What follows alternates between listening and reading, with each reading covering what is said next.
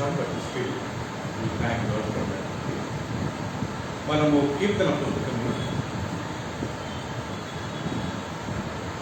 128వ అధ్యాయం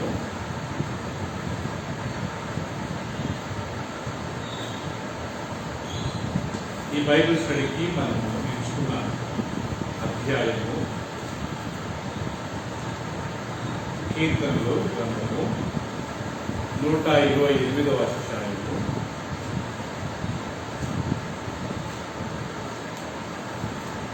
ధన్యులు అనే మాటను మనం ధ్యానించుకుంటున్నాం కదా.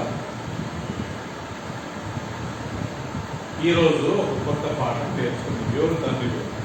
కీర్తనలు 128వ అధ్యాయం ప్రకారం యెహోవా యందు భయభక్తులు కలిగి ఆయన త్రోవలయందు నడుచు వారందరూ ధన్యులు. మళ్ళా చదువుతున్నాము. యెహోవా యందు భయభక్తులు కలిగి ఆయన త్రోవలయందు నడుచు వారందరూ ధన్యులు. నిశ్చయముగా నీవు నీ చేతుల కష్టాలను అనుభవించదవు. నీవు ధన్యుడవు, నీకు మేలు కలుగు. నీలోకిట నీ భార్య ఫలించు ద్రాక్షవల్లి వలె నుండును. నీ భోజనము బల్ల చుట్టూ నీ పిల్లలు ఒలీవ మొక్కల వలె నుందురు. యెహోవా యందు భయభక్తులు గలవాడు ఈలాగు ఆశీర్వదింపబడును. సియోనులో నుండి యెహోవాను ఆశీర్వదించును. నీ జీవితకాలం అంతయు యెరూషలేమునకు క్షేమము కలుగుట చూచెదవు. నీ పిల్లల పిల్లలను నీవు చూచెదవు. ఇశ్రాయేలు మీద సమాధానం ఉండుగాక. ఆమేన్. గత కొన్ని వారాల నుండి మనము ఈ యొక్క బైబిల్ స్టడీలో కీర్తన గ్రంథంలో 1 నుంచి చాలాసార్లు ధన్యులు అనే మాటను ధ్యానించాం కదా. లేదా ధన్యులు ధన్యులు ధన్యులు దానికి అర్థం ఏంటంటే దేవునికి ఇష్టమైన వాడు ధన్యులు. దేవుని అన్ని విషయాలలో మెప్పించిన వారంతా ధన్యులు. దేవునికి ఇష్టమైన వాళ్ళు, దేవుని మెప్పించిన వారు, దేవుని మాట విని ఆయనను తృప్తిపరిచే వాళ్ళంతా దేవుని దృష్టిలో ధన్యులు. సో యేసుక్రీస్తు దేవుని దృష్టిలో ధన్యుడు. ఎందుకంటే యేసుక్రీస్తుని చూసి తండ్రి ఒక మాట అన్నాడు, ఏమని? ఇదిగో ఈయన నా ప్రియ కుమారుడు, నేను ఆనందించున్నాను కదా. Friends, God said about Jesus, this is my beloved son in whom I am well pleased. So God the Father was very much happy about Jesus. So Jesus was a blessed. యేసుక్రీస్తు తండ్రి దృష్టిలో ధన్యుడుగా ఉన్నాడు. ఎందుకంటే యేసుక్రీస్తు దేవుడు చాలా హ్యాపీగా feel అయ్యాడు కదా. అందుకే ఆయన చూసి ఏమంటాడు, ఈయన నా ప్రియ కుమారుడు, నేను ఆనందించాను. సో ఈ రకంగా కదా దేవుడు ఎవరైతే ఆనందిస్తారో వాళ్ళంతా ధన్యులు. సో కాబట్టి మనం ఇంకే ఒక 6 చూసుకున్నాం కదా. ఒకటి కీర్తనలు మొదటి వచ్చినంలో ధన్యులు ఎవరయ్యా అంటే, మొదటిది పాపుల దుష్టుల ఆలోచన చొప్పున నడవక, పాపుల మార్గంలో నడవక, అపహాసకులు కూర్చుని చూడక, యెహోవా ధర్మశాస్త్రమునందు ఆనందించు దివారాత్రములు దాన్ని ధ్యానించేవాడు. సో మొదటిది చెడు సావాసం చేయకుండా ఎప్పుడు దేవుని వాక్యాన్ని ధ్యానించేవాడు కదా. మేఘన రెండవది ఎవరు ధన్యులు అంటే, తన అతిక్రమములకు పరిహారం నుండి తన పాపములకు ప్రాయశ్చిత్తం పొందిన వాడు ధన్యుడు. యెహోవా చేత నిర్దోషి అని ఎంచబడి ఆత్మలో కపటము లేని వారు ధన్యులు. రెండవది ఎవరంట ధన్యులు దేవుని దృష్టిలో ప్రియులారా? ఎవరైతే పాపాలు ఒప్పుకుంటారో, ఎవరైతే పశ్చాత్తాపడతారో, ఎవరైతే దేవుని ద్వారా క్షమాపణ పొందుతారో, ఎవరైతే ఎలాంటి హృదయంలో కపటం లేకుండా అందరితో ప్రవర్తిస్తారో వాళ్ళంతా ధన్యులు. మనం మనసులో ఒకటి పెట్టుకొని మనం ప్రవర్తించడం ఒక రకంగా ప్రవర్తిస్తే వాళ్ళు ధన్యులు కాదు. హృదయంలో కపటము లేని వారు ధన్యులు కాదు కదా. ఓకే, మనం ఏదైనా కోపం వచ్చినా, ఏదైనా ఏదైనా చిన్న గొడవ అయినా ఆ మాట అయిన తర్వాత మనం మర్చిపోవడం మంచిదే, కానీ అదే మనం మైండ్లో పెట్టుకుని మళ్ళీ గొడవ వచ్చినప్పుడు మళ్ళీ దాన్ని ఎత్తడము అది మంచిది కాదు. అది దేవుడు చూసుకోవాడు, దాని కాదు. ఎందుకంటే వాళ్ళ హృదయంలో కపటము ఉంది కాబట్టి. కపటం లేని వారు పాతవి కనిపించిన ఎప్పుడు కానీ ఎత్తి పడతారు కదా. ఫర్గివ్ అండ్ ఫర్గెట్, క్షమించి మర్చిపోతారు దేవుడు కదా. మళ్ళీ ఒక సంవత్సరం తర్వాత గొడవ అయిన తర్వాత అదే పాయింట్ మనం తెచ్చి మనం దేవునికి గొడవ పడ్డామనుకోండి, అది వాక్యం ప్రకారం వాడు దాని కాదు తప్పి కదా. అందుకే దేవుని వాక్యంలో తన పాపములతో ప్రాయశ్చిత్తం పొందినవాడు, తన యొక్క అపరాధముల కొరకు లేకుంటే యెహోవా చేత నిర్దోషిని ఎంచబడి ఆత్మలో కష్టం లేని వారంతా కీర్తనలు 32 రాయాలి. మూడవది ఎవరు దాని మీద మనం నేర్చుకున్నామంటే కదా, బీదలను కటాక్షించువారు దానిలో ఆపత్కాలంలో యెహోవా వారిని తప్పించును. ఆపత్కాలంలో యెహోవా ఏ ఆపత్కాలం నుంచి తప్పిస్తాడు? వీళ్ళకి కష్టం వచ్చినప్పుడు, వీళ్ళకి ఆర్థిక ఇబ్బందులు వచ్చినప్పుడు, వీళ్ళకి ఆర్థిక సమస్యలు వచ్చినప్పుడు దేవుడు వాటి నుంచి తప్పించి, ఎందుకంటే వీళ్ళు బీదలను ఎప్పుడు కటాక్షించేవారు కాబట్టి. సో బీదలకు సాయం చేసిన వారు నాకు తెలిసి ఈ రోజు వరకు ఎవరే కానీ నష్టపోయేది కదా. దేవుడి సేవను ప్రేమించి దాన్ని సపోర్ట్ చేసిన వాళ్ళు, బీదలకు సాయం చేసిన వారు, బీదలకు సాయం చేసిన వారు ఈ రోజు వరకు ఎవరైనా నష్టపోయినట్టుగా మనకు చరిత్రలోనే ఉందా? యేసుప్రభువు కదా, బీదలైన ఈ నా సహోదరులకు మీరు చేశారు కాబట్టి అది మీరు నాకు చేశారు. సో కాబట్టి కదా, బీదలను కటాక్షించువారు యెహోవాకే అర్పించున్నారు. మన కంటి దృష్టిలో ఎవరైనా బీదవాళ్ళు, ఎవరైనా బట్టలు లేకుండా, ఎవరైనా తిండి లేకుండా, ఎవరైనా ఆర్థికంగా ఇబ్బంది పడుతుంటే మనం చూస్తూ ఊరుకున్నాం అనుకోండి, అది దేవుడి దృష్టిలో పాపం కదా. యాకోబు పత్రికలో ఒక వాక్యం ఉంటుంది కదా, మంచి చేయు గోరి మంచి చేయని వాడికి పాపం అని. మనకు అది చెయ్యాలా అని మనకు తెలుసు, అయినా మనం చేయము, అది దేవుడి దృష్టిలో ఎలాంటిదంట పాపం. సో మనకు మంచి చేయాలా, అది అవసరంలో ఉన్నారు, వాళ్ళు ఇబ్బందులు ఉన్నారు, మనం చేస్తేనే వాళ్ళకి అది బ్లెస్సింగ్ ఉంటుంది అని మనం అనుకున్నప్పుడు మనం వాళ్ళకి సాయం చేయడంలో చాలా మంచిది ప్రియులు. అది మనం వెళ్ళకుండా గుర్తుపెట్టుకోవాలి. నాలుగోది మనం ఏం నేర్చుకున్నామంటే ప్రియులరా, యెహోవాను ఆశ్రయించే నరుడు దాన్ని. సో మనుషులను నమ్ముకున్నట్టు కంటే యెహోవాను ఆశ్రయించుట మేలు. రాజులను నమ్ముకున్నట్టు కంటే యెహోవాను ఆశ్రయించుట మేలు. యెహోవా ఉత్తముడని రుచి చూచి ఎరుగుడి, అండ్ ఆయన ఆశ్రయించే నరుడు దాన్ని. సో కాబట్టి ప్రియులుగా నాలుగోది, ఎవరయ్యా దేవుని దృష్టిలో తండ్రి అంటే యెహోవాను ఆశ్రయించే నరులందరూ అంటే టోటల్గా ఆయన మీదనే ఆధారపడడం, టోటల్గా ఆయన మీదనే డిపెండ్ కావడం. మన ఫుడ్, మన ఆహారం, మన ఆరోగ్యం, మన ఆర్థిక సమస్యలు, వీటన్నిటి గురించి మనం దేవుడి మీద ఆధారపడ్డప్పుడు మనము. ఐదోది మనం ఏం నేర్చుకున్నాము, యెహోవా ఆవరణలో నివసించు వారందరూ దాన్ని కదా. ఎవరైతే ధీరజ్ దేవుడి సన్నిధిలో మందిరంలో ఎక్కువసేపు ఉంటారో, ఆ ఎక్కువసేపు వీళ్ళు ఏం చేయాలా? ఏదైనా పని చేస్తూ ఉంటారా, ఏదైనా పాటలు పాడుతుండాలా, లేకపోతే వాక్యం చదువుతుండాలా, ప్రార్థన చేసుకుంటారా, దేవుడిని స్థుతిస్తుండాలా, ప్రభురాత్మలో పాల్గొంటుండాలా, లేకపోతే క్లీనింగ్లోనే ఉండాలా కదా పిల్లరా. ఏదో ఒక పని మనం చేయాలి. అప్పుడే అలాంట వాళ్ళంతా దాన్ని మనం ఏదో ఊరికనే మందిరానికి వచ్చి టైం పాస్ చేసుకుని కదా పిల్లరా, తల్లిదండ్రులు తప్పించుకోవడానికి మందిరంలో ఉన్నామని చెప్పేమనుకోండి. సో తల్లిదండ్రులు ఏం చేయరు కదా, ఏం తింటారు, ఎందుకంటే వీడు చర్చి పోయింది కొద్దిగా భక్తిలో జరుగుతుంది అని. సో కొంతమంది దాన్ని అడ్వాంటేజ్గా తీసుకొని మందిరం పేరు పెట్టి కొన్ని పాపాలు వాళ్ళు చేస్తున్నారు. మనం అలా చేయకూడదు కదా. మనం దేవుడి సన్నిధి నిజంగా ఆయన ప్రేమించవచ్చు కదా. అన్న ఎన్ని సంవత్సరాలు దేవుడి సేవ చేసినంత 48 సంవత్సరాలు ఆమె వివరాలుగా దేవుడి మందిరంలో ఆమె సేవ చేయాలి. అంతేగా 48 సంవత్సరాలు కదా. 84 కదా, క్షమించండి నన్ను. అన్న 84 సంవత్సరాలు ఆమె దేవుడి సన్నిధిలో ఉంటూ దేవుడి మందిరంలో ఆమె సేవ చేసినారు. ఆ రోజు మనం నేర్చుకున్నది ఏంటంటే కదా, యెహోవా శిక్షించు నరుడు ఆ ధన్యుడు.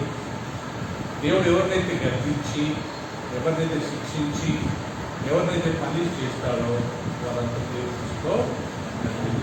ఎందుకంటే దేవుడు తనను ప్రేమించే వారిని మాత్రమే గర్దిస్తాడు, శిక్షిస్తాడు. ఇప్పుడు నేను ధీరజను గర్దించలేను, ధీరజను నేను శిక్షించలేను, ఎందుకంటే ఆయన నా కుమారుడు కదమ్మా.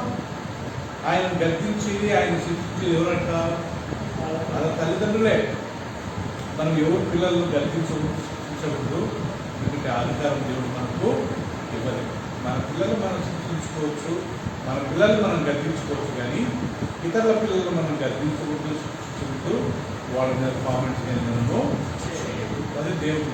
అది వాళ్ళ పేరెంట్స్కి తెలిసిందనుకోండి చాలా సీరియస్ అయిపోతుంది.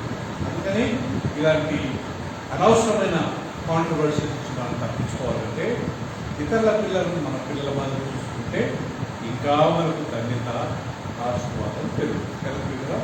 రైట్, ఈరోజు మనము హాఫ్ అన్ అవర్ మన ముందు ఉంది కాబట్టి ఈరోజు ఇంకొక ధన్యత మనం నేర్చుకుందాము. ఏంటి ఆ ధన్యత అంటే, కీర్తన గ్రంథము 128 అధ్యాయంలో రాయబడింది. అందరూ చూడండి. యెహోవా యందు భయభక్తులు కలిగి ఆయన త్రోవల యందు నడుచు వారందరూ ఎవరంట? ధన్యులు. సో ఇక్కడ ఈరోజు 8వ విషయం మనం నేర్చుకుంటున్నాము కదా.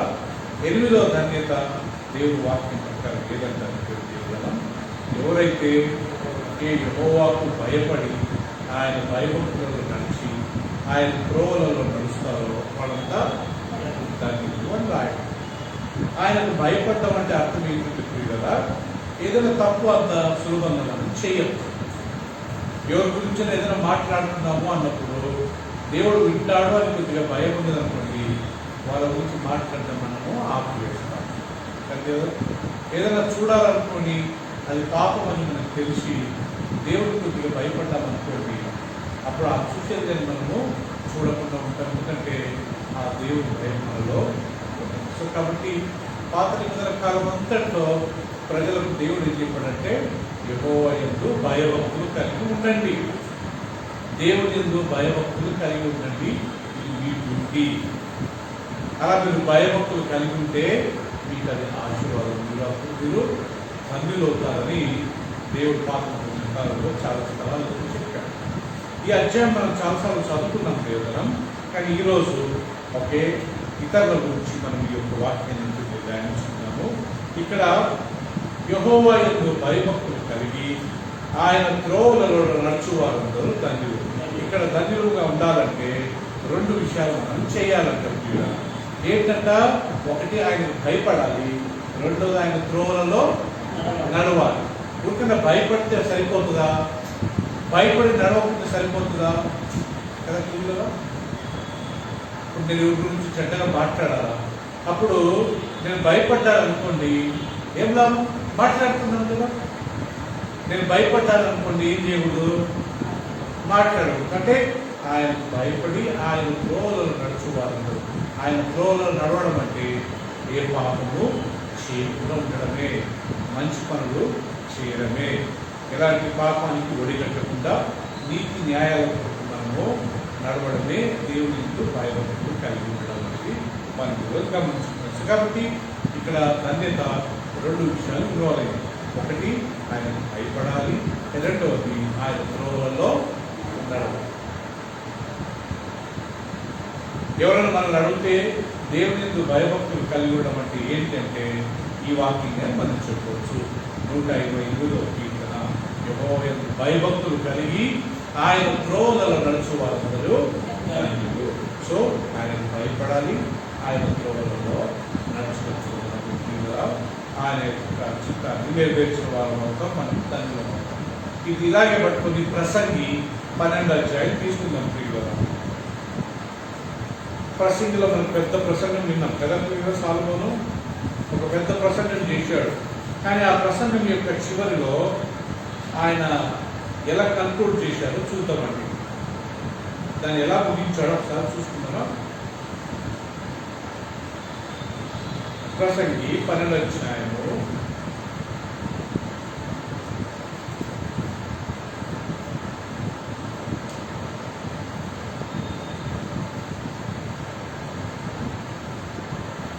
13వ వచనం అందరం గమనించుకున్నాం. ఇంత పెద్ద ప్రసంగం చేసి 1 నుంచి 12 అధ్యాయాల వరకు సొలొమోను ప్రసంగం చేసి రాసి ఏమంటాడంటే, ఇదంతా వినిన తర్వాత తేలిన ఫలితార్థం ఇదే. ఏంటి? దేవుని యందు భయభక్తులు కలిగి ఉండి ఆయన కట్టడలను అనుసరించి నడుచుచుండవలెను. మానవ కోటికి ఇదియే విధి. చూసారా పిల్లరా?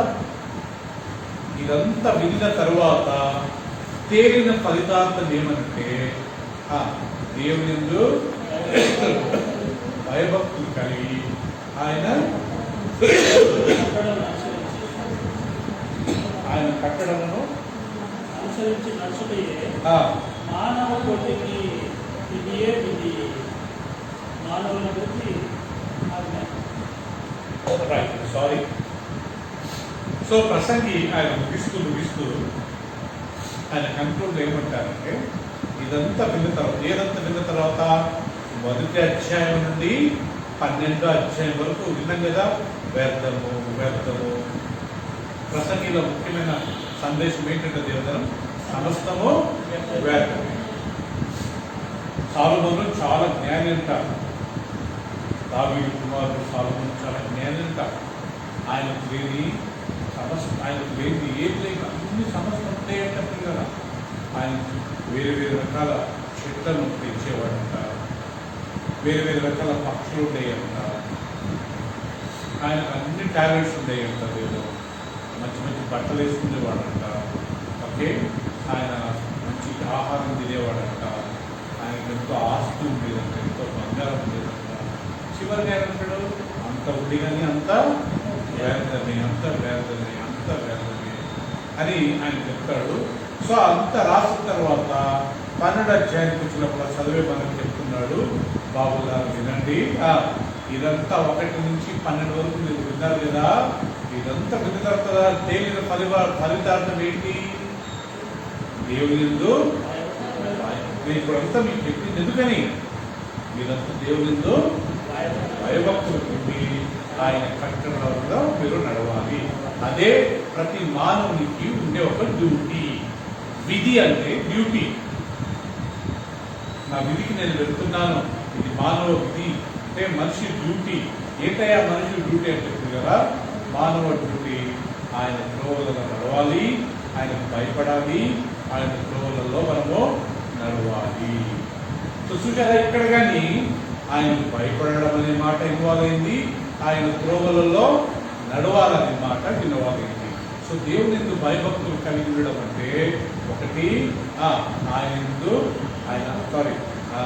ధన్యులుగా ఉండాలంటే 2 విషయాలు. ఒకటి ఆయన యందు భయభక్తులు కలిగి ఉండాలి, రెండోది ఆయన త్రోవలలో మనము అలా చేసినప్పుడే ధన్యవాదాలు. ఓకే పిల్లరా? సో 128వ కీర్తన తీసుకుందాం మనం. మళ్ళీ ఏమనుంది ప్రియులరా? ఇలా మనము ఆయన త్రోవలను నడిచి ఆయన భయపడి ఆయన త్రోవలో నడిచినప్పుడు ఇక్కడేముందంటే నిశ్చయముగా నీవు నీ చేతుల కష్టార్జితమును అనుభవించేదవు. అంటే అర్థం ఏంటి ప్రియులరా? నువ్వున నేను చెప్పిన మాట విని నా మార్గంలో నడిచినవు, ఆ త్రోవలలో నడిచినట్లయితే నీ చేతుల కష్టార్జితములు అనుభవిస్తావు. అంటే అర్థం ఏంటి? మనం సంపాదించేది మనం తృప్తిగా తింటాము, మనం సొంతంగా సంపాదిస్తాం, ఎవరి మీద ఆధారపడము. మనకు దేవుడే మనకు సాయం చేస్తాడు, మన అవసరతలు దేవుడే తీరుస్తాడని దాని అర్థం. అంతే కదా? మన ఎవరి మీద డిపెండ్ కావాల్సిన అవసరము లేదు. దేవుడు ప్రతి ఒక్కరికి టాలెంట్ ఇచ్చాడు, ప్రతి ఒక్కరికి సామర్థ్యం ఇచ్చాడు, ప్రతి ఒక్కరికి ఆరోగ్యాన్ని ఇచ్చాడు, ప్రతి ఒక్కరికి ఏదో ఒక ఉద్యోగాన్ని కలిగించాడు.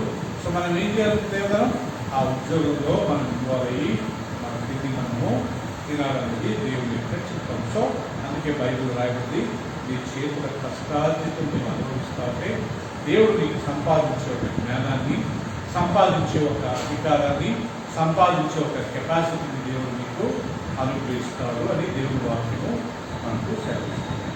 సో కాబట్టి ప్రియులా ఒక విషయం మనం గుర్తుపెట్టుకోవాల్సింది ఏంటంటే దేవునికి భయపడి ఆయన మార్గంలో మనం జీవిస్తే మనం ధన్యులం అవుతాము. అలా ధన్యులుగా అయినప్పుడు ఫస్ట్ ఆశీర్వాదం ఏంటంటే మన ఆహారం మనమే తింటాము, మన సంపాదన మనమే తింటాము. ఎవరి సంపాదన మీద మనం ఆధారము పడాలి. మన భారతదేశంలో ప్రియులు మీకు తెలుసో లేదో 17 సంవత్సరాలు దాటిన తర్వాత కానీ ప్రతి ఒక్కళ్ళు వాళ్ళ తల్లిదండ్రుల మీదనే ఆధారపడతారు. అది భారతదేశంలో ప్రతి ఒక్క ఇంట్లో జరిగే ఒక ప్రక్రియ. కానీ వేరే దేశాలలో అమెరికా, ఇంగ్లాండ్, ఆస్ట్రేలియా ఈ వేరే వేరే దేశాలలో 17 సంవత్సరాలు అవుతుందనే ప్రతి అబ్బాయి ఇంటి నుంచి వాళ్ళు బయటికి వెళ్ళిపోయి వాళ్ళు సొంతంగా వాళ్ళ కాళ్ళ మీద నిలబడి వాళ్ళు సంపాదించుకొని వాళ్ళ జీవితాన్ని వాళ్ళు పోషించుకుంటారు. అంటే వాళ్ళు వేరే మీద డిపెండెంట్ కానీ కాదు. ఇది ఒక రకంగా మంచిది. ఎందుకంటే మనము 30 సంవత్సరాల పిల్లలకు సాకి వాళ్ళు ఉద్యోగాలు చేయకుండా మనం తెచ్చిపెట్టే తిని వాళ్ళు సరిగ్గా రేపు సెటిల్ కాకుంటే బాధపడేది వాళ్ళకంటే ఎక్కువగా తల్లిదండ్రులమైన పని కదా పిల్లలు. అదే 17 సంవత్సరాలు బయటికి వెళ్ళి ఏ కష్టమో ఏ నష్టమో కింద పడే పైకి వేసో వాళ్ళు ఏదో ఒక రకంగా వాళ్ళ కాళ్ళ మీద నిలబడతారు కదా. ఈ గరుడ పక్షిగా అట్టే చేస్తున్నారు కదా. ఈ చిన్న పిల్లలను ఒక స్టేజ్లో పైకి తీసుకెళ్ళి వదులుతుందట.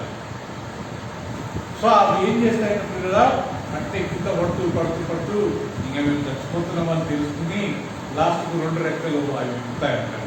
విప్పి అవి ఎగరడానికి ప్రారంభిస్తాయంట.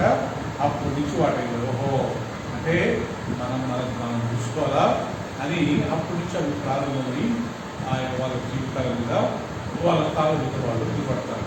ఆ రకంగా మనం కానీ ఒక స్టేజ్లో మన పిల్లల్ని వదిలినట్లయితే మేము మా సన్నిని ఒకప్పుడు బాధ అవుతుంది కానీ సో మేము అనుకుంటాం ఆయన జిందగీ సీలో బాగుండు, నేను కష్టపడాలి, నేను సంపాదించుకోవాలా అన్నట్టుగా మనము వదులుతున్నాం. అట్లా మనం ఒక స్టేజ్ తర్వాత పిల్లలను వదిలినప్పుడు వాళ్ళు ఒక స్టేజ్లో వాళ్ళ కాళ్ళ మీద నిలబడతారు. మనకు మంచిదే కదా తినడం కదా.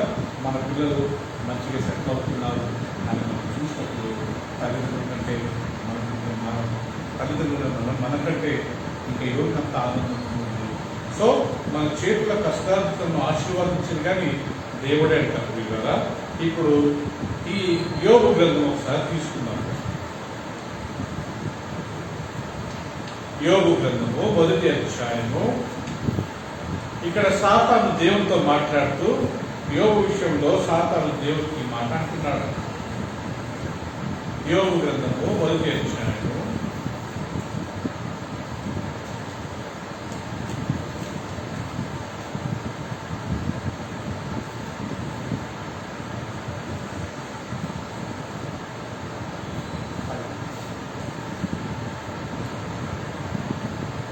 1వ అధ్యాయము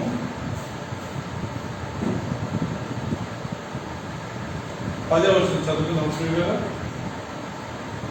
ఇక్కడ సాతాను దేవునితో మాట్లాడుతూ యోబు విషయంలో నీవు అతనికి, అతని ఇంటి వారికి, అతని కలిగిన సంవత్సరం చుట్టూ కంచె వేస్తే కదా, నీవు అతని చేతి పనిని దీవించుట చేత అతని ఆస్తి దేశంలో బహుగా విస్తరించింది. ఇక్కడ ఒక విషయం గుర్తుపెట్టుకోవాలా. ఏంటంటే ముఖేష్, సాతాను దేవుడితో మాట్లాడుతూ నువ్వు యోబు ఇంటి వారిని, యోబు కలిగిన ఆస్తిని నువ్వు దీవించావు కదా, నువ్వు అతని చేతి పనిని ఆశీర్వదించిన చేతనే ఆయన ఈ దేశం అంతటా చాలా ధనవంతుడుగా వర్ధిల్లాడు. ఇక్కడ సాతాను ద్వారా మనం తెలుసుకునేది ఏంటంటే అంటే ఈ అధ్యాయంలో అనేక చాలా అధ్యాయాలలో కాదు, ఈ అధ్యాయంలో సాతాను చెప్తున్నాడు అతని చేతి పనిని ఆశీర్వదించింది నువ్వే. అందుకే యోబు చాలా ధనవంతుడయ్యాడు, అందుకే యోబు చాలా ఆస్తివంతుడయ్యాడు. సో కాబట్టి పిల్లల మన చేతుల కష్టాలతో మనం అనుభవించాలి అంటే, మనం ధన్యులుగా ఉండాలంటే, ఒకటి ఆయన యందు భయభక్తులు కలిగి ఉంటారా, రెండోది ఆయన త్రోవలలో ఉన్నారు. అప్పుడు మనం ఏం చేస్తామంటాం, ఏమైనా మన చేతుల కష్టాలతో మనమే అనుభవిస్తాం. ఇంకొక మాట చెప్పాలంటే దేవదనం మనం సంపాదించింది దేవుని నా భార్య పిల్లలు తృప్తిగా తిని ఇంకా నలుగురు సాయంకి ఇంకా కెపాసిటీ దేవుడు ఇస్తాడు. చాలదంతా మన కథ చెప్తే మనకు పెద్ద కారు పెద్ద బంగారు లేకుండా మన ఎవరి జోలికి వెళ్ళకుండా ఎవరి దగ్గర మనం చేయి దాచకుండా కదా. ఒకరోజు ఎవరు అనుకుంటే పెద్ద మాకు అప్పులే లేవు, అదే ఒక పెద్ద ఆశీర్వాదం. అప్పులు లేని జీవితం ఎంత సుఖమైన జీవితం అంటే అప్పులుంటే ఎప్పుడు వస్తారో తెలుసుగా మనం ఆ డేట్ తప్పుతుందేమో, ఓకే మన సిబిల్ స్కోర్ పడిపోతుందేమో, మనం ఒక్క పేమెంట్ మిస్ అయినా మన సిబిల్ స్కోర్ పడిపోతుందేమో అని టెన్షన్లో ఉంటాం క్లియర్గా. కానీ ఇక్కడ దేవుడు వాక్యంలో రాయబడింది అతని చేతుల కష్టార్థము వారు అనుభవిస్తారు. ఎప్పుడంట క్లియర్గా మనం ఆయన త్రోవలలో నడిచి ఆయన మార్గంలో నడిచి ఆయనకు భయపడ్డప్పుడు ఆయన వాక్యం ప్రకారం జీవించినప్పుడు ఆయన మన కష్టార్థం మనం అనుభవిస్తాం. రెండో ఆశీర్వాదం చూసుకున్నా, నీవు ధన్యుడు 128వ కీర్తన, నీవు ధన్యుడు నీకు మేలు కలుగును. రెండోసారి రాయబడింది ఈ అధ్యాయంలో నీవు ధన్యుడు నీకు మేలు కలుగును అని చెప్పి ఏమంటాడంటే నీ లోకిట నీ భార్య ఫలించు ద్రాక్షావల్లి వలె. అంటే ఒక కుటుంబానికి ఎన్ని ఆశీర్వాదాలు కావాలో ఆ ఆశీర్వాదాలన్నీ ఇక్కడ ఇక్కడ పేర్కొనబడ్డాయి, దానికి ఇక్కడ వ్రాయబడ్డాయి. అది ఏంటంట, నీ లోకిట నీ భార్య ఫలించే ద్రాక్షావల్లి వలె ఉంటుంది. ఇంకొక మాట చెప్పాలంటే మనం ధన్యులుగా ఉండాలంటే మనం ఆయన భయపడాలి, రెండోది ఆయన త్రోవలో నడవాలి. అప్పుడు దేవుడు మన భార్యను ఫలించే ద్రాక్షవల్లిగా చేస్తాడు. ఇంటికి యజమాని పురుషుడైనా ఇంటికి హెడ్ పురుషుడైనా దేవదానం, కానీ నిజంగా ఇంట్లో నడిచేది ఎవరికి కదా ముఖేష్? ఇంట్లో నడిచేది ఎవరికి? భార్య పర్మిషన్ లేకుండా భార్య ఇది లేకుండా మనం ఏరియాలకు పురుషులు మనం ఏం చేయలేకపోతుంది కదా. ఎందుకంటే వాళ్ళకు ముందు చూపు చాలా బాగుంటుంది. ఇది మాట్లాడితే ఏది జరుగుతుంది, ఏం నష్టం జరుగుతుంది, దాని తర్వాత వచ్చే పరిణామం ఏంటో పురుషులుగా మనం కొద్దిగా ఆలోచించడం. కానీ ఆడవాళ్ళు వాటిని బాగా ఆలోచిస్తారు. అందుకే ఆమె గురించి ఏం రాయబడ్డదంటే జ్ఞానవంతురాలు తన ఇల్లును కట్టును అని రాయబడింది. వాస్తవానికి మనం బలము శక్తిలో మనం కొంచెం గొప్పగా ఉంటాం, కానీ జ్ఞానంలో పురుషులు అంత గొప్పవాళ్ళు కాదు. జ్ఞానంలో ఎవరికి గొప్పవాళ్ళు? స్త్రీలే. అది మనం యాక్సెప్ట్ చేసినా చేయకుండా వాస్తవం. దేవతను మీకు తెలుసు, నాకు తెలుసు కదా. సో మనం ప్రతిదీ మనం పురుషులుగా మనం ముందున్నా కానీ మన వెనుకోటి మనం నడిపించి ఆ ఇల్లు కట్టి మన పిల్లలను పోషించి మన పిల్లలను మంచి మార్గంలో పెంచేది ఎవరంట? భార్యని. అందుకే భార్య గురించి రాయబడింది, ఈ భార్య మీ లోకిత ఫలించు ద్రాక్షావల్లి వలె ఉంటుంది.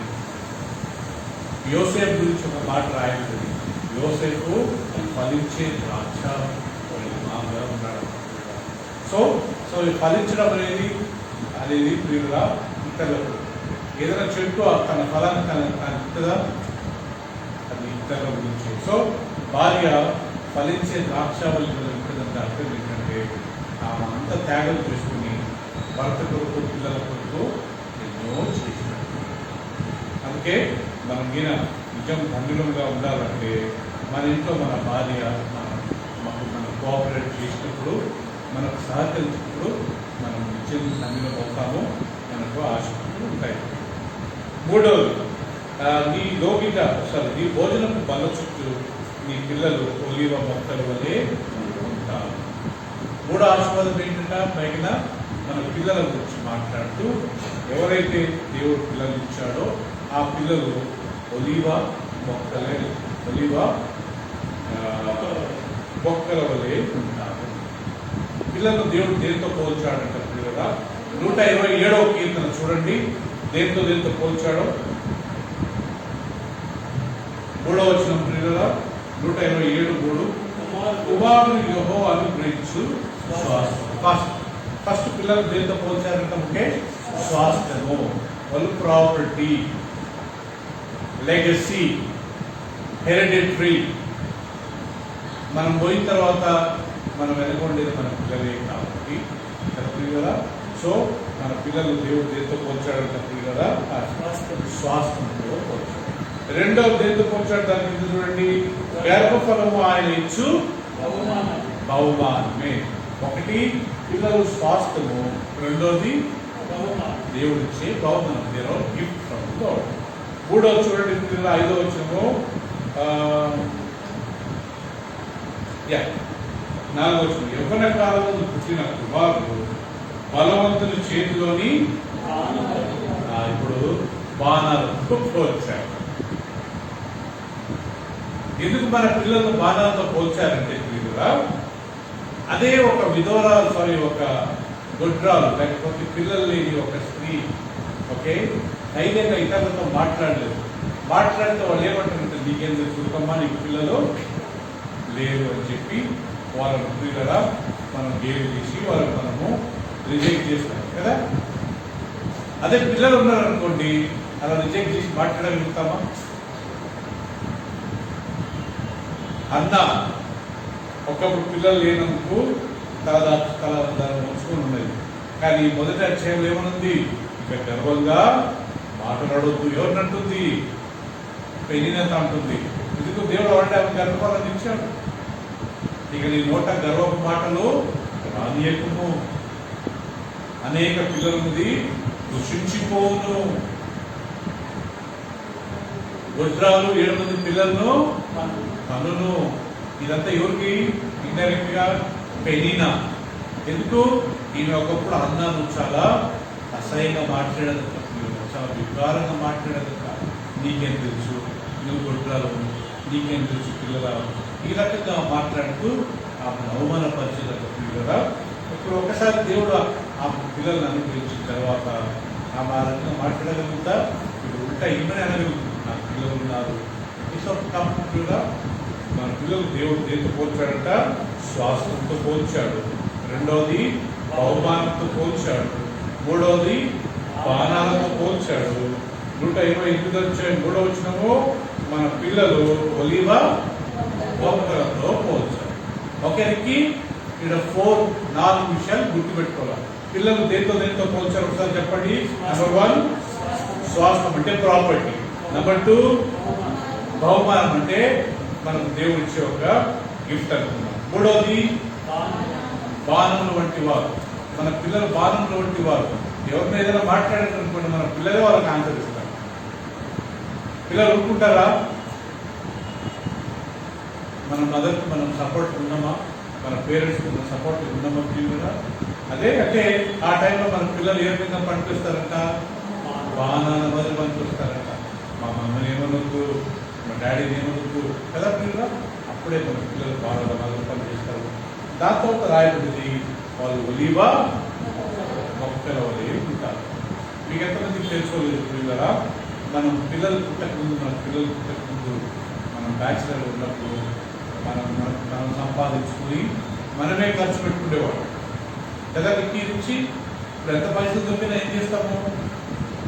బిర్యానీ, చికెన్ 65, మంచి జీన్స్, మంచి ఇవే కొంటాం. ఈవెన్ మనం తమ్ముడికి ఉన్నాయా లేదా, మమ్మీకి ఉన్నాయా లేదా, డాడీకి ఉన్నాయా లేదా, అవి అని చూడం. ఒకసారి పెళ్ళయింది అనుకోండి, ఏం చేస్తాము? భార్యకి పెడతాం. అదే ఇద్దరు కలిసి ఒక బాబుకు పాపను అన్నారనుకోండి, ఇప్పుడు వచ్చే ఇన్కమ్ ఏం చేస్తారు? పిల్లల గురించి మనం దాచిపెడతాం. అంతే కదా పిల్లలు? ఆ రకంగా. సో ఒక్కసారి పిల్లలు పుట్టిన తర్వాత మన గురించి న్యూ బిగినింగ్, ఒక కొత్త ప్రారంభం. మనకు బాబు పుట్టింది, పాప పుట్టింది, ముందుగా వృధా ఖర్చులన్నీ స్టాప్, బట్టలు ఇంట్లో కొనడం స్టాప్, బంగారం కొనడం స్టాప్.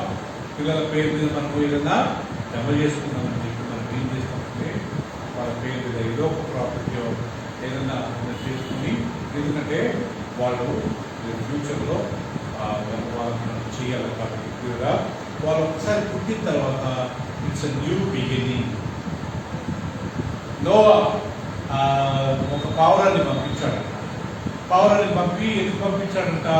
ఈరోజు వర్షం పడుతుంది కదా, నీరు తగ్గాయో లేదో, భూమి మీద మనం కాలు పెట్టడానికి అవుతుందో లేదో ఎక్కడ తెలుసుకుంటాలా అని చెప్పి ఒక పావురాన్ని పంపాడంట. ఆ పావురం ఏం చేసిందంట? వస్తా నుంచి ఒలివ మొక్కను పట్టుకొని వచ్చిందంట. అంటే అర్థం ఏంటి? నీళ్లు తగ్గినట్టే బొక్కలు మొలుస్తున్నాయి, అదే కదా అర్థం. సో అంటే అర్థం ఏంటి? ఇప్పుడు అంత నాశనమైంది, ఇప్పుడు న్యూ బిగినింగ్, కొత్త ప్రారంభం. ఆ కొత్త ప్రారంభానికి ఏమి గుర్తు? ఒలివ మొక్క. ఇప్పుడు చెప్పండి, మన పిల్లలు దేంతో సమానము? ఒలివ మొక్క దేంతో సమానము? కొత్త ప్రారంభం. ఇప్పుడు మనం ఎంత సంపాదించినా, ఎంత వచ్చినా ఫస్ట్ మన పిల్లల గురించి మనం ఆలోచిస్తాం. పాప పెళ్లి గురించి, బాబు పెళ్లి గురించి, వాళ్ళ ఫ్యూచర్ గురించి కనుక్కున్నారా? వాళ్ళకి బంగారమో లేకపోతే వాళ్ళ పేరు మీద ఏదైనా ఒక ఎఫ్డిఓ ఏదో ఒకటి చేసుకుంటాం. సో ఇక్కడ అంతే పిల్లల గురించి రాయబడింది. మీ పిల్లలు ఈ వాళ్ళ చుట్టూ ఎలా ఉంటారంట? ఒలివ మొక్కల వారు. ఓకే నుంచి. సో దేవుడు మన వాక్యాన్ని చూసుకొని ఒక ప్రాక్టికల్ మనం ప్రతిసారి దేవుడు వాక్యాన్ని ధ్యానించుకుంటాం. నేను అప్పుడప్పుడు యూట్యూబ్లో చూస్తుంటాను, కొంతమంది పాస్టర్లు వేరే వాళ్ళ పాస్టర్ల గురించి మాట్లాడి గొడవడమే కానీ కనీసం ఒక్కడైనా సరిగ్గా వాక్యం చెప్పడం నేను గుర్తు కదా. ఆ పాస్టర్ ఇంట, ఆయన ఇంటన్నాడంట, అంటే వీళ్ళు డిబేట్ పెట్టుకుంటారు, ఈ పాస్టర్ ఇంట, ఆ పాస్టర్ ఇంట. అంటే ఒకరు క్రాస్ బొట్టు పెట్టుకుంటారని వాళ్ళ మీద ఒకరు గొడవడము. సో ప్రియులరా, మనకు అలాంటిది వద్దు. మనం అయినంత వరకు చిన్న వాక్యాన్ని ధ్యానించుకొని వెళ్ళిపోవాలి. కానీ వేరే వాళ్ళ గురించి మనం ఇక్కడికి రావాలి కదా. నుంచి మనం meditate only the word of. So కాబట్టి ప్రియులరా, ఒకటి మనం ధన్యులుగా ఉండాలంటే ఆయన ఎందుకు భయభక్తులు కలిగి ఉండాలా. రెండోది, ఆయన మనం దేవుడికి భయపడి చేసే పాపాలను చేస్తే ఆయన త్రోవలో నడిచినట్టు అవుతుందా? ఎవరికి మనం దానికి భయపడుతున్నామంటే ఏ పాపము చెయ్యము, ఎవరి గురించి చెడుగా మాట్లాడడం, ఎవరి మీద కామెంట్స్ చెయ్యము. అది ఆయన త్రోవలో నడవడం. నాకు ఎందుకు బాబు సైలెంట్ ఉంటాను అనుకున్న వాళ్ళంతా దేవుడి దృష్టిలో ధన్యులు కదా. ప్రతి దాంట్లో మనం ఇన్వాల్వ్ అయ్యాను అనుకోండి, మనం ధన్యులం అవుతామా? గొడవ పడుకుంటా ప్రతిసారి మన ట్రాక్ రికార్డులతో పాటు చేసుకుంటే మనం ధన్యులం అవుతామా? సామ్ 128లో తీయండి, మళ్ళీ 128 ఇప్పుడు verse 4.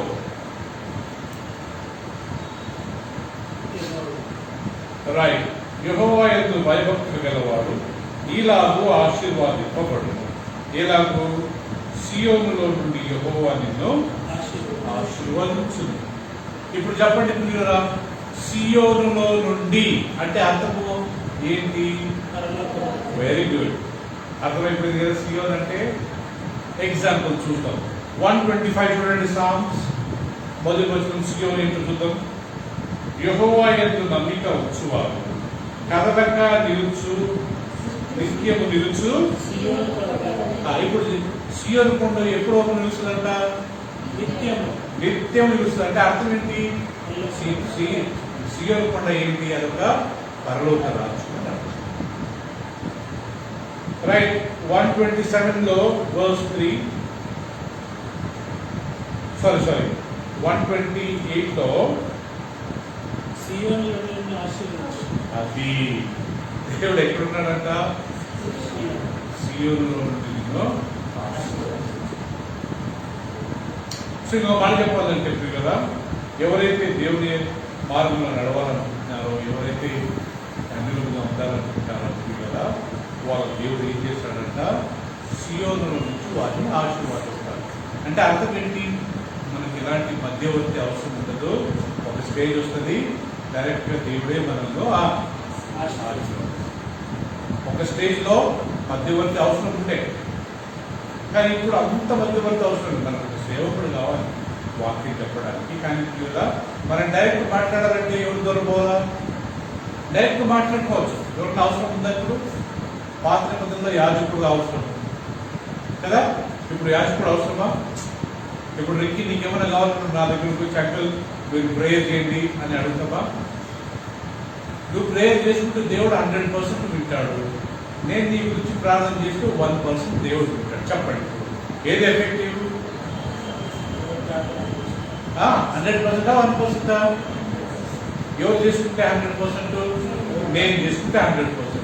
నా గురించి వేరే వాళ్ళు చేస్తే 1%. అందుకని మనం అయినంతలో ఏం చేసుకుంటాం? మనం సొంతంగా మనమే ప్రార్థన చేసుకోవాలి. సొంతంగా మన పాపాలు మనమే ఒప్పుకోవాలా, సొంతంగా మనమే బైబిల్ చదువుకోవాలా, సొంతంగా మనమే ప్రార్థన చేసుకోవాలా, సొంతంగా దేవుడిని మనమే అడగాల. అప్పుడు దేవుడు ఏం చేస్తాడంటే మన అవసరాలు తీర్చి మనల్ని ఆశీర్వదిస్తాడు. సియోనులో నుండి యెహోవా నిన్ను ఆశీర్వదిస్తాడు అంటే అర్థం ఏంటంటే పరలోకం నుండి దేవుడు నిన్ను ఆశీర్వదిస్తాడు. ఎప్పుడు ముఖేష్ మనం ఆయన త్రోవలో నడుచు, ఏ పాపం జోలికి వెళ్ళను, అన్ని అయినంత వరకు ఎవరు చూసినా చూడకుండా చాలా ఇంటిగ్రిటీ, హానెస్ట్గా ఉండాలి. మనుషులతో ఒకటి మాట్లాడి మనిషి వెనక ఒకటి మాట్లాడదు. అలా హానెస్ట్గా ఉన్నప్పుడు దేవుడు ఏం చేస్తుంటా? సియోనులో నుండి మనల్ని ఆశీర్వాదిస్తాడు. మధ్యవర్తి దాని కొరకు ప్రార్థన చేసినా చేయకుండా దేవుడు మాత్రం డైరెక్ట్గా ఆశీర్వదిస్తాడు.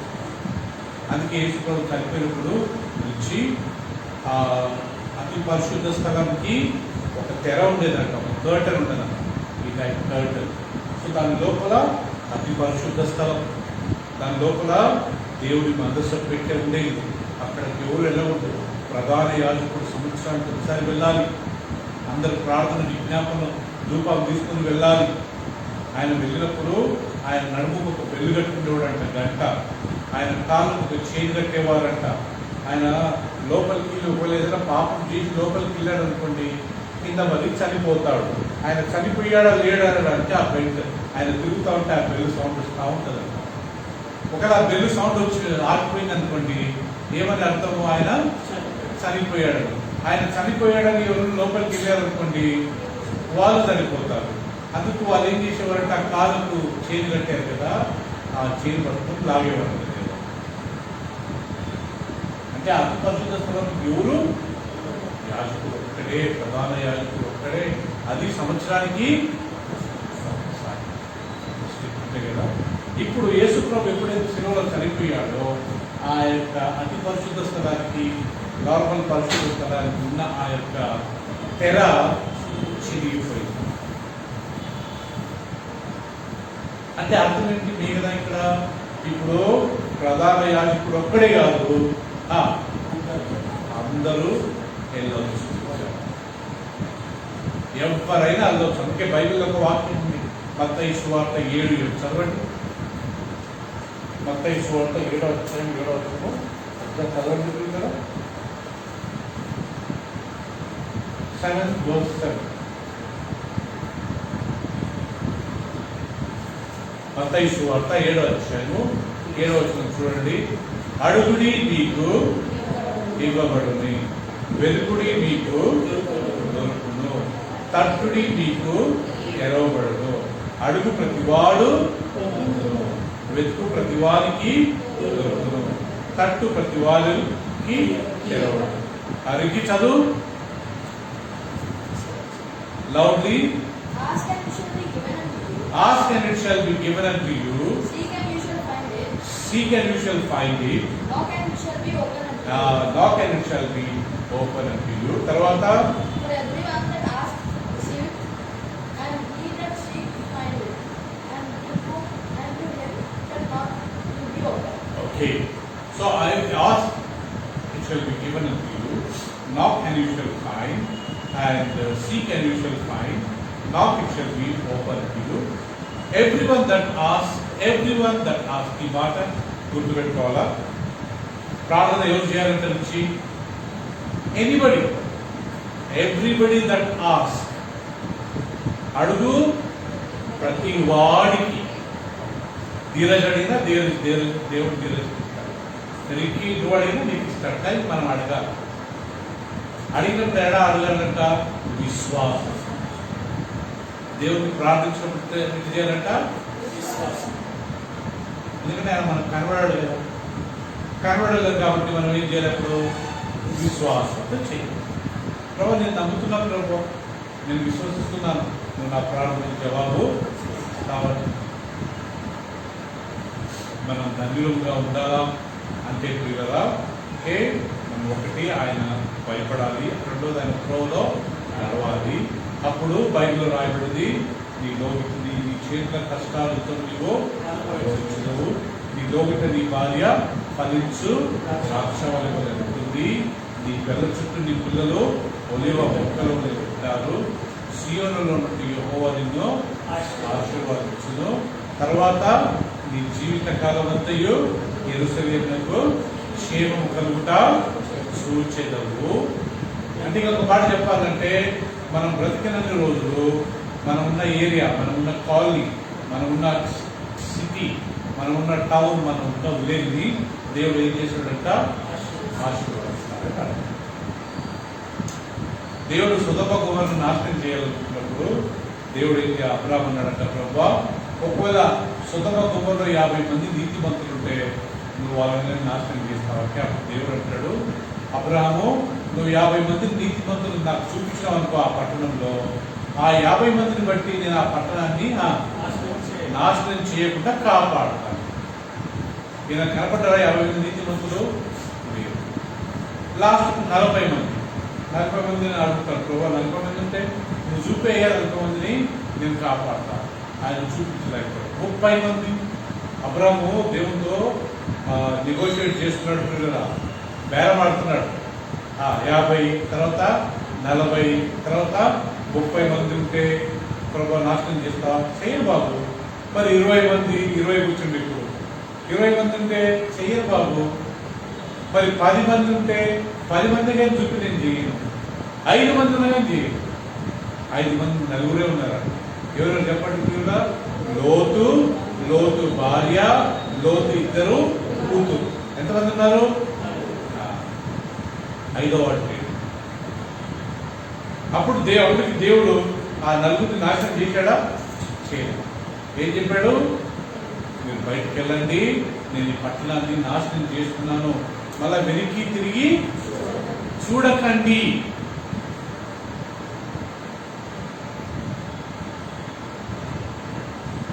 పాపం.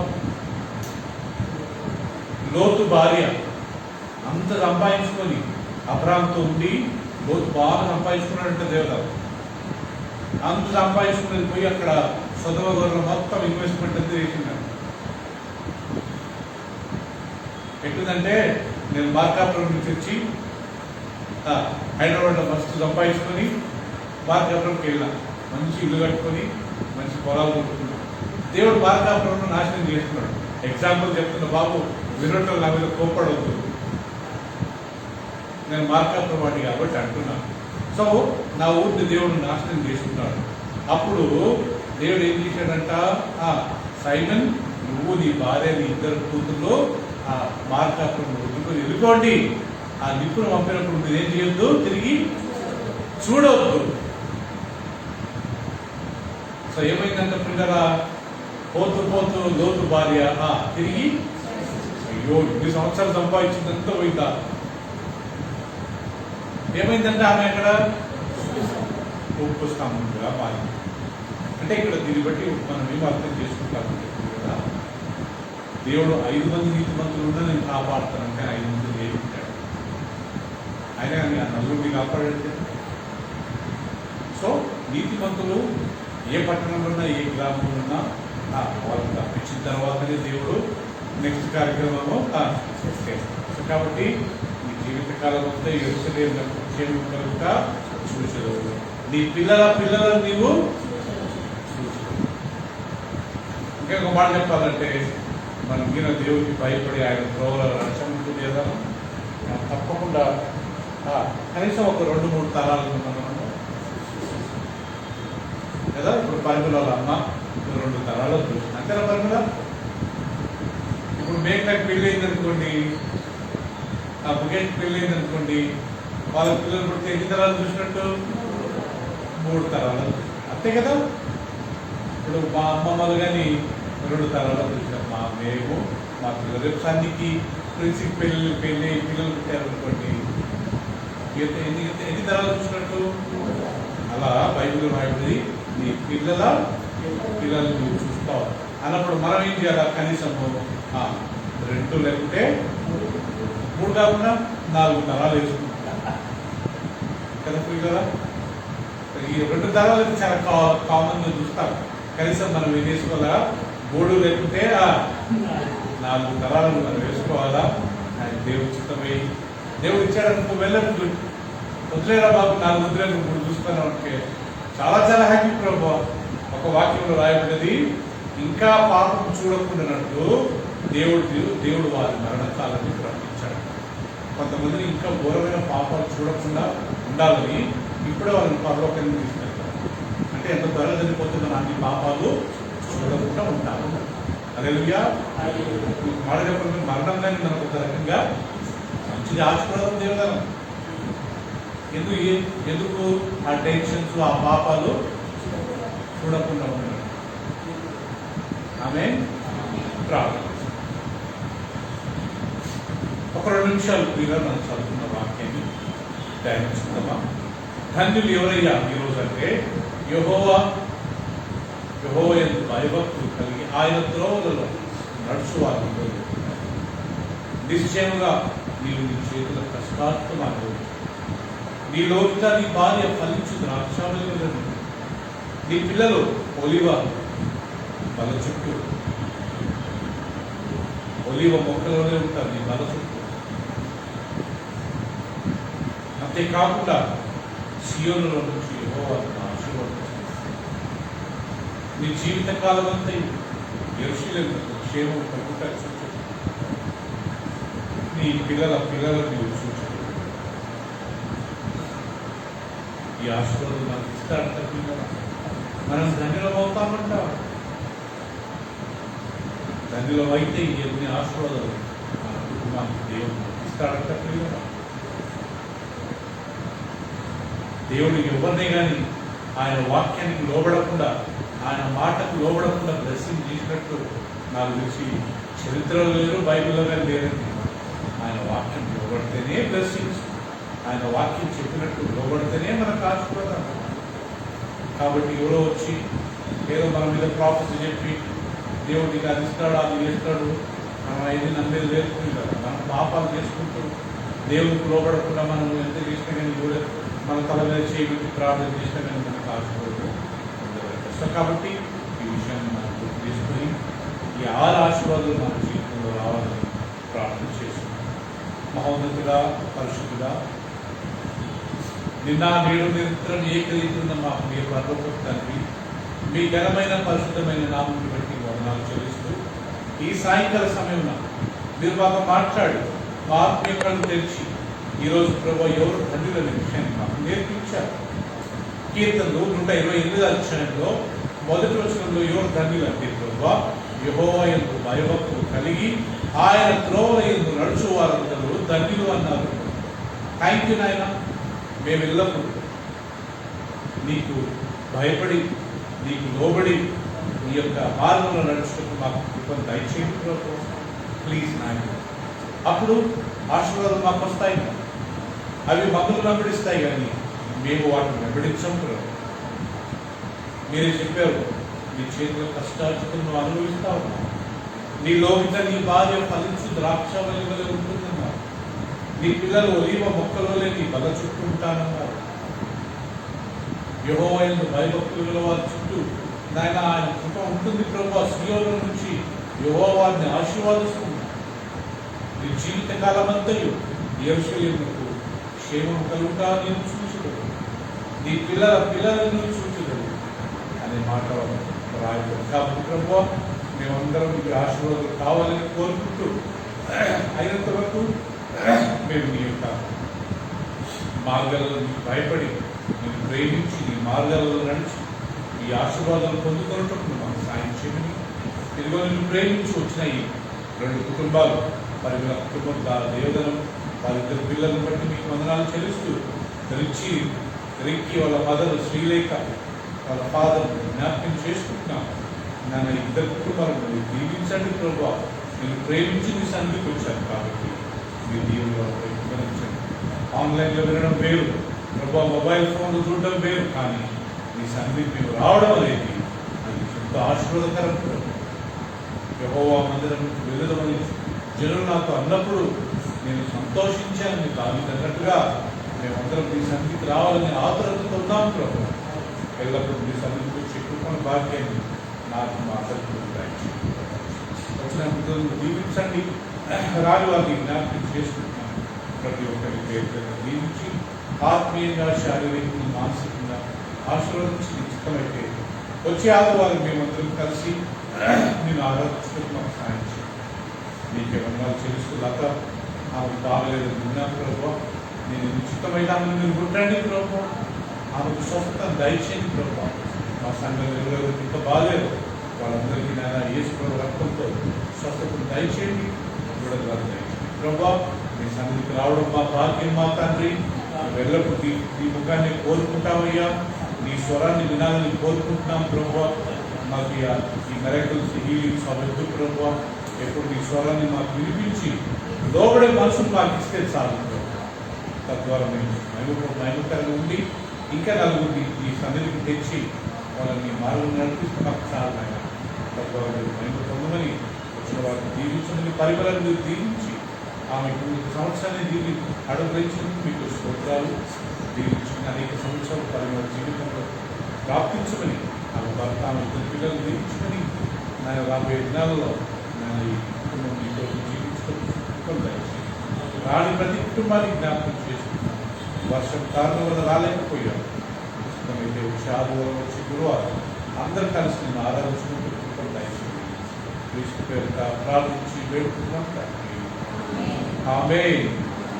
చివరికి మన తండ్రి అయిన దేవుని ప్రేమ, తన కుమారుడు మన రక్షకుడైన యేసుక్రీస్తు కృప, పరిశుద్ధాత్మక సహవాసం మనందరికీ ఇప్పుడు సదాకాలం తోడేగాక.